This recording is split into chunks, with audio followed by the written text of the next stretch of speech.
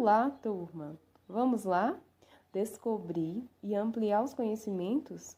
Na aula de hoje, vamos continuar os estudos no capítulo 4, sobre animais. E na aula de hoje, vamos estudar sobre os cuidados com os animais.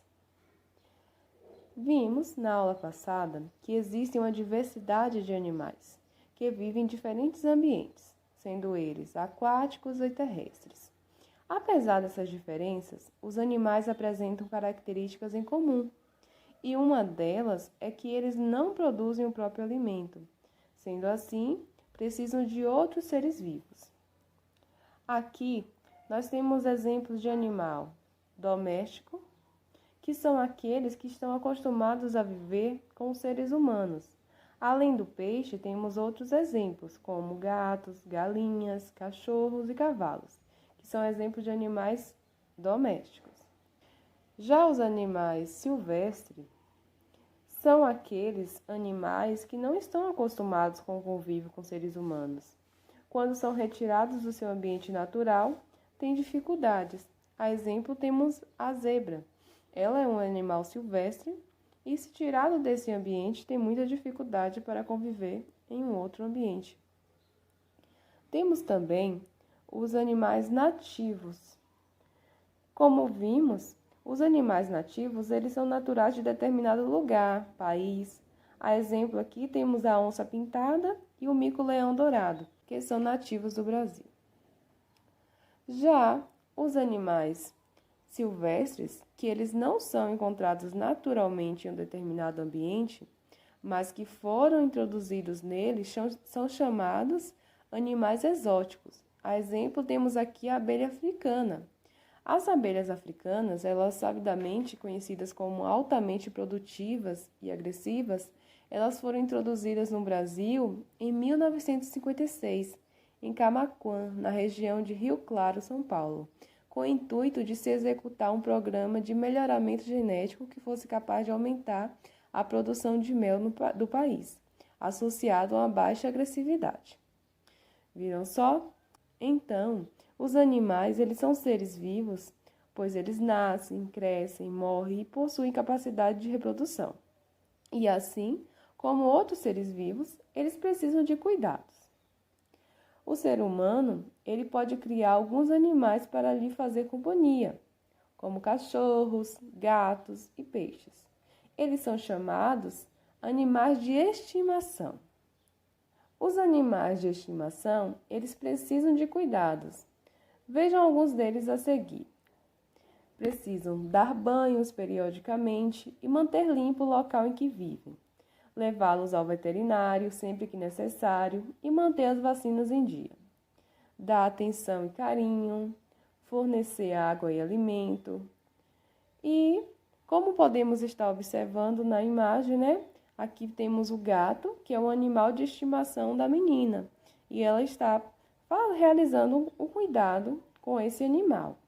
Então, turma, lembre-se, cuidar dos animais é um ato de amor e de responsabilidade. Então, temos que ser responsável em nossas atitudes e nas tarefas diárias. É um compromisso cuidar dos animais, tem que ter muito cuidado. Pois muitas pessoas acabam abandonando. E aí é uma realidade atual, o abandono de animais. Muitos animais de estimação são abandonados por seus donos e acabam vivendo na rua. O abandono é um ato cruel. Nas ruas, os animais passam por vários perigos e necessidades, como fome e sede, além de poder contrair doenças e provocar acidentes. Na imagem, podemos perceber um cachorro, que ele foi abandonado, considerado um animal de rua. Além dos animais de estimação, o ser humano ele pode criar animais para obter alimento e matéria-prima para a fabricação de diversos produtos e também para auxiliar no transporte, por exemplo. Assim como os animais de estimação, outros animais criados pelos seres humanos, eles também precisam de cuidados. Veja alguns desses cuidados. Na primeira imagem, percebemos aqui um cuidado, que é com alimentação adequada e alojamento adequado e limpo. Então, para esse animal crescer, essa vaca, né, o boi, crescer forte, saudável, para que o ser humano possa usufruir, na obtenção do alimento e matéria-prima, é preciso oferecer uma alimentação adequada e alojamento adequado e limpo. Também consultas frequentes ao veterinário e vacinação, como podemos estar observando na imagem. Os animais silvestres também precisam de cuidados. Esses animais, eles vivem livres em ambientes naturais e deles dependem para sobreviver. Por isso, devemos conservar os ambientes naturais, não desmatando ou provocando queimadas, não poluindo as águas, o solo e o ar, entre outras ações que precisamos ter. A principal ameaça aos animais silvestres é a destruição do seu habitat. Para proteger os ambientes naturais, inclusive os marinhos e os seres vivos que neles vivem, algumas áreas são protegidas por lei. Essas áreas, elas são chamadas de unidades de conservação. As unidades de conservação são áreas com características naturais relevantes, que são criadas e protegidas pelo poder público, com objetivos de conservação. Na imagem, temos o Refúgio Estadual da Vida Silvestre do Rio Pandeiros, no estado de Minas Gerais, 2012. O Refúgio Estadual da Vida Silvestre é um tipo de unidade de conservação, onde os animais silvestres eles vivem e conseguem se reproduzir. Vejam só que atitude legal.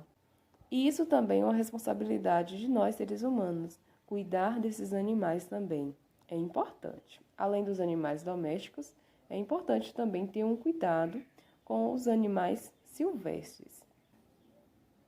Então, como vimos, os animais eles precisam de cuidados e os que são criados pelo ser humano, eles precisam de cuidados como vacinação, alimento, água e muito carinho, não é verdade? Agora, chegou a hora de colocar os conhecimentos em prática, realizando as atividades nas páginas 204 e 205 e também nas páginas 208 e 209. Realize as atividades com capricho. Tenha um lindo dia e até a próxima aula. Beijos!